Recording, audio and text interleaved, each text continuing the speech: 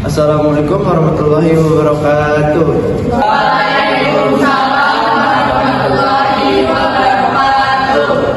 Izinkan Bapak untuk mengabsen kalian terlebih dahulu. Amel, Hadir Pak. Zahra, Hadir Pak. Kenzi, Hadir Pak. Kanza, Sakit Pak. Marcella, Hadir Pak. Nasla, Hadir Pak. Revan, Hadir Pak. Tania. Hadir Pak.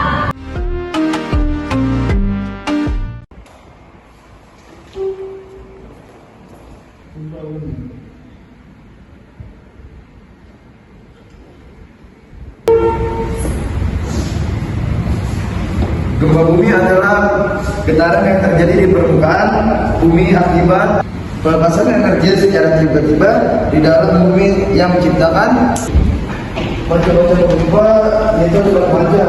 Yang pertama, gempa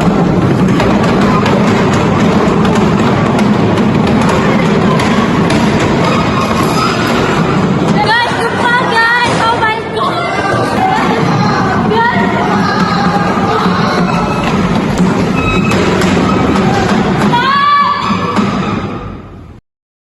Kalau ada gempa, kalian kepanikan gitu malah bikin bahaya loh. Tenang, yuk kita simak cara mitigasi gempa yang benar biar kalian gak kayak cacing kepanasan. Sebelum kita mengetahui cara mitigasinya, apa saja sih macam-macam gempa? Macam-macam gempa berdasarkan penyebabnya. Pertama, gempa bumi tektonik. Gempa bumi tektonik adalah gempa yang disebabkan oleh adanya aktivitas tektonik, yaitu pergeseran lempengan-lempengan tektonik secara mendadak dengan kekuatan dari yang sangat kecil hingga yang sangat besar. Kedua, gempa bumi vulkanik. Gempa bumi vulkanik adalah gempa yang terjadi akibat adanya aktivitas magma yang biasanya terjadi sebelum gunung api meletus. Apabila keaktifannya semakin tinggi, maka akan penyebabnya menimbulkan ledakan yang juga akan menimbulkan terjadinya gempa bumi. Yang ketiga, gempa bumi tumbukan. Gempa bumi tumbukan adalah gempa yang diakibatkan oleh tumbukan meteor atau asteroid yang jatuh ke bumi. Jenis gempa bumi ini jarang terjadi. 4. Gempa bumi runtuhan. Gempa bumi runtuhan adalah gempa yang biasanya terjadi pada daerah kapur ataupun pada daerah pertambangan. Gempa bumi ini jarang terjadi dan bersifat lokal.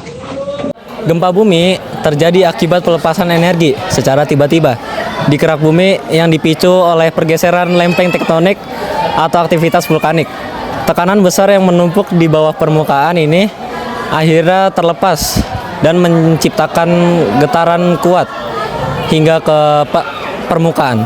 Mitigasi sebelum gempa. Yang pertama, membangun rumah tahan gempa dengan struktur fondasi yang kuat. Yang kedua, menata perabotan berat seperti lemari, kabinet, menempel dinding agar tidak roboh. Yang ketiga, menyiapkan tas siaga bencana seperti senter, P3K, makanan instan, dan dokumen penting. Yang keempat, mengenali jalur evakuasi dan lokasi aman di rumah atau gedung. Kelima, mengikuti simulasi gempa secara berkala. Yang keenam, mematikan listrik atau gas saat meninggalkan rumah. Kalau misalnya lagi terjadi gempa bumi, kita tuh harus ngapain sih? Apalagi kalau kita lagi ada di dalam ruangan. Nah, yang harus kita lakuin adalah hindari dari barang yang gampang runtuh. Nah, kita bisa ngumpet di kolong meja atau kasur dan lain-lain. Dan kalau sempat, kita bisa keluar rumah untuk cari tempat yang aman dari runtuhan dan guncangan. Nah, kalau misalnya terjadi gempa bumi, tapi kita di luar ruangan, kita harus ngapain? Nah, yang bisa kita lakuin adalah hindari lingkungan sekitar yang ada gedung-gedung tinggi, bangunan-bangunan yang gampang runtuh, tiang listrik, pepohonan, dan yang lain-lain. Kita bisa cari tempat yang aman dari runtuhan dan guncangan. Nah, jangan lupa kalian bisa lihat tanah yang kalian pijak. Kalau misalnya ada retakan tanah, kalian hindari ya. Setelah penjelasan tadi, kalau ada gempa, jangan panik ya. Kalau ada gempa, lindungi kepala. Kalau ada gempa, masuk kolong meja. Kalau ada gempa, jauhi jendela. Kalau ada gempa,